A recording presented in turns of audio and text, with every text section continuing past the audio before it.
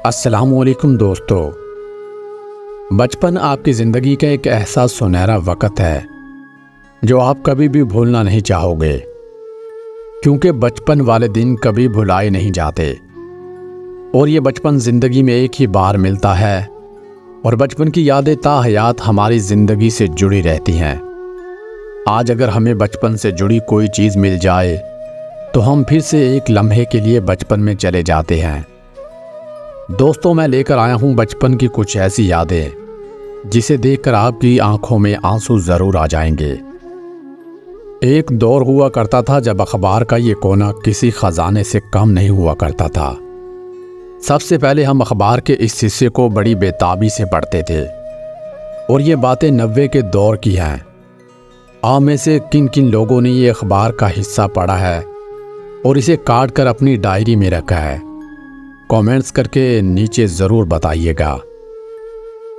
اس photo کو دیکھ کر کچھ یاد آیا دوستو؟ یہ دیکھنے میں تو ایک پتھر کا ایک ٹکڑا ہے، مگر اس پر جب ماں ہمارے لیے چٹنی بناتی تھی تو کتنی مزیدار ہوتی تھی۔ اکثر گرمیوں میں ہمارے گھروں میں تندور کی روٹی اور لال مرچ کی چٹنی اس پتھر پر بنائی جاتی تھی، جو کھانے میں بہت مزیدار ہوتی تھی۔ مگر وقت بدل گیا، پھر اس کی جگہ مشینوں نے لے لی۔ دوستو، کیا آپ کو یہ برف والی کلفی یاد ہے جو صرف 8 اننے میں آتی تھی، اور اس کو کھانے سے نہ کبھی ہم بیمار ہوتے تھے اور نہ ہی نزلہ زکام ہوتا تھا؟ یہ وقت کبھی لوٹ کر نہیں آتا، لیکن اس وقت کو دیکھ کر ہماری آنکھوں میں آنسو ضرور آ جاتے ہیں۔ اور جو مزہ اس برف والی کلفی کو کھا کر ملتا تھا وہ آج کی مہنگی مہنگی آئس کریموں میں بھی نہیں آتا۔ اس وقت یہ والی آئس کریم ہم گلی میں کھا کر اتنے خوش ہوتے تھے، مگر آج اسے کھانے کے لیے ہم مہنگے مہنگے ریسٹورنٹ کا رخ کرتے ہیں، مگر وہاں جا کر بھی ہمارے منہ لٹکے ہوئے ہوتے ہیں۔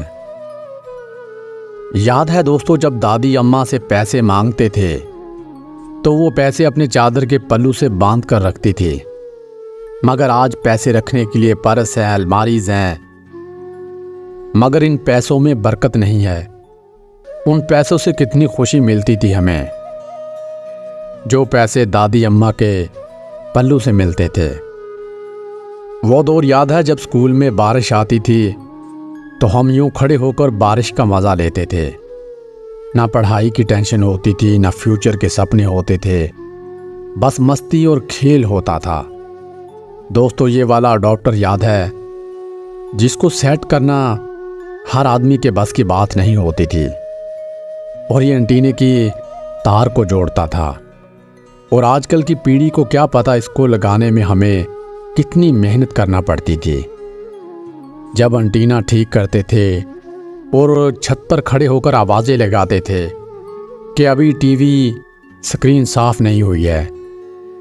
دوستو، یاد ہے یہ مٹی کے کچے گھر، جب شام کو گرمیوں میں پانی کا چھڑکاؤ ہوتا تھا اور ساری چارپائیاں باہر ایک لائن میں لگا دی جاتی تھی اور ساتھ مل کر سوتے تھے، اور رات کو ہر چارپائی پر کوئی نہ کوئی کہانی سنائی جاتی تھی۔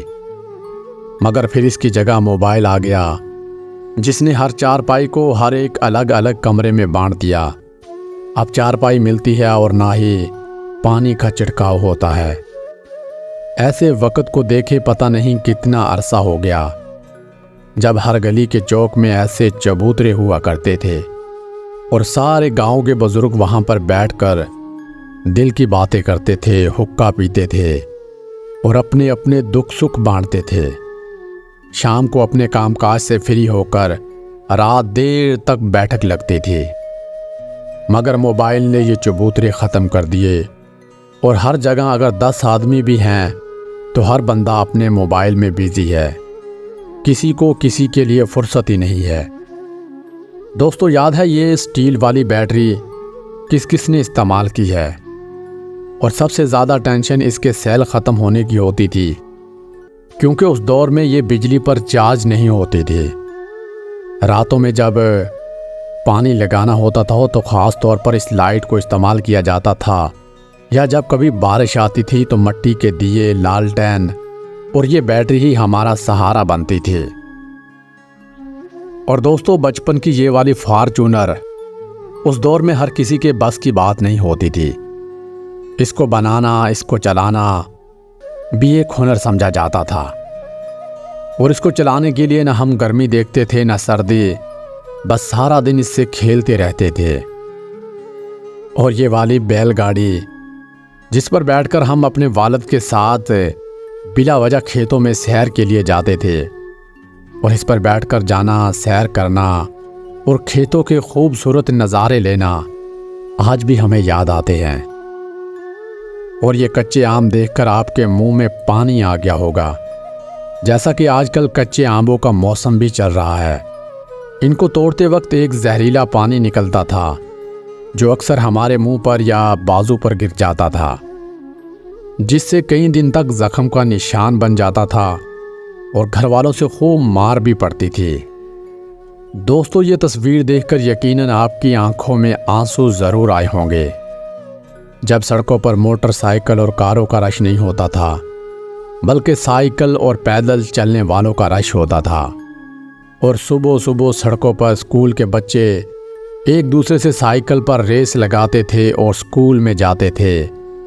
زندگی کتنی حسین تھی، سڑکوں پر خوشنما خوبصورت منظر دیکھنے کو ملتے تھے۔ اب تو ہر طرف دھوئیں والی گاڑیاں، موٹر سائیکل، رکشے اور کاروں کا دور نظر آتا ہے۔ وہ دور زندگی کا سنہرا دور تھا۔ اور دوستو اس والے سیلون میں کس کس نے بال کٹوائے ہیں؟ جب ہم نائی کے گھر جا کر بال کٹواتے تھے، نہ تو وہ کپڑا ڈالتا تھا اور نہ ہی پانی لگاتا تھا، زمین پر نیچے بٹھا کر ہماری کٹنگ شروع کر دیتا تھا، اور ہم کو اپنے بالوں کی کوئی فکر نہیں ہوتی تھی، اور نہ ہی ہمیں کسی قسم کے کوئی سٹائل کی ضرورت ہوتی تھی۔ بس نائی ہمارے سیدھے سادے بال کاٹ دیتا تھا اور ہم اسی میں خوش ہو جاتے تھے۔ کتنا سادگی کا دور اور محبتوں کا دور تھا۔ اور دوستو یہ لوہے کا بکسا ہمارے گھر میں سیف الماری کے طور پر استعمال ہوتا تھا۔